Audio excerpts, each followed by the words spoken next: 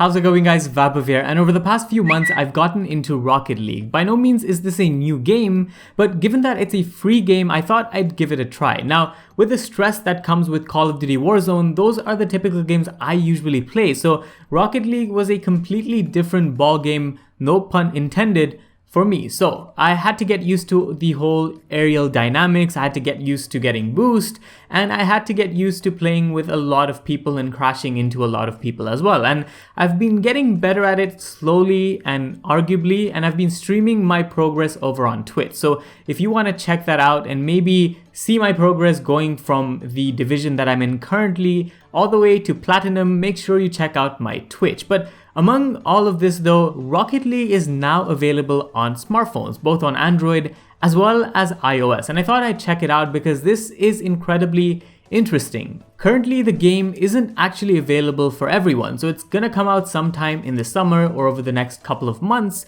but there is an early access version of the game only for New Zealand and Australia for the time being. Now, I don't know why that's the case, but I did manage to get my hands on the game, the early access one, and I thought I'd go over the actual controls and how the overall UI behaves and performs just to show you guys. And yes, I am in the Middle East, but this thing still worked, so I made an Epic Games account for the Australian region just to make sure, and lo and behold, the game functioned as it should, barring a few problems that I'll point out in a later section of this video. So the overall UI and the aesthetic is very similar to what you get on PC or console. Most of the interaction of the game is touch-based, and quite naturally, you do not have the same set of customization that you typically find from Rocket League on other platforms, but I'm sure this will evolve in the near future once this game becomes available on a global scale. You do, however, have access to mystery items, which are quite a few, as well as what looks to be some sort of battle pass reward system,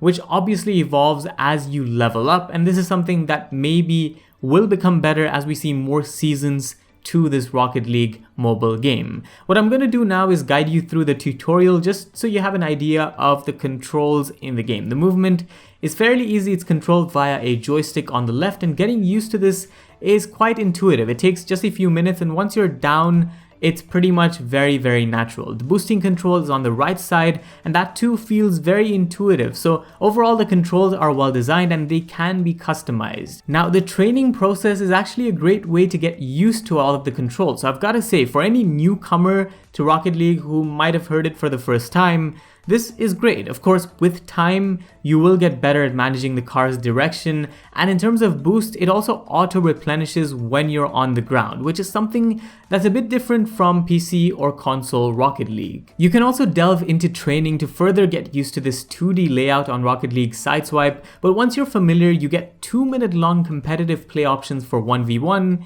2v2, as well as 2v2 hoops. The 1v1 game mode is a bit cropped in, so you don't get that broad sort of field of view of the stadium, and of course the lack of crashes in the overall UI means that the game is just a bit more underwhelming, but at the same time you need that to accommodate that 2D style that Rocket League Sideswipe is going for.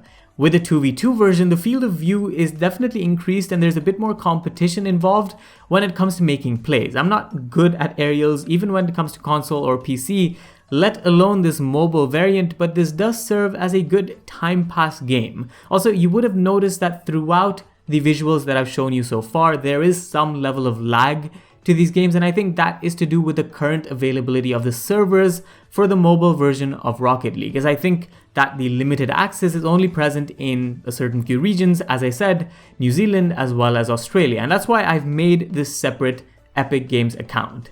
The overall gameplay mechanics in hoops is also fairly similar, and I think having looked at the examples of gameplay, you can make an informed judgment on whether or not this is a game that's suited for your playstyle or not. Personally, I would have liked to see the full-scale Rocket League come to mobile. Now, I know there might be developmental limitations to this, maybe the controls are just a bit too complex for the game, but have a look at Fortnite. Fortnite has one of the most complex set of controls available on a game, and it still manages to port everything that you find on PC and console to your mobile smartphone. So maybe Rocket League in the future can look to make a version similar to this, or maybe Rocket League wants to make sure that Rocket League Sideswipe is available for any smartphone. So it doesn't need a typical set of specifications for you to access it. And maybe to get that balance between both right, Rocket League has gone for this 2D style, but given the fact that flagships are now moving towards gaming-oriented specifications, you get external controllers now for your smartphones, I think the full version of Rocket League should also make its way to smartphones in the near future. But until then, if you want to satisfy your cravings for Rocket League on a mobile smartphone, you have Rocket League Sideswipe. And that's about it for this video. Thank you guys for watching. Do let me know what you guys think down in the comments below, and make sure to like and subscribe for more videos to come. This was Vaibhav, and I'll see you in the next one. Adios.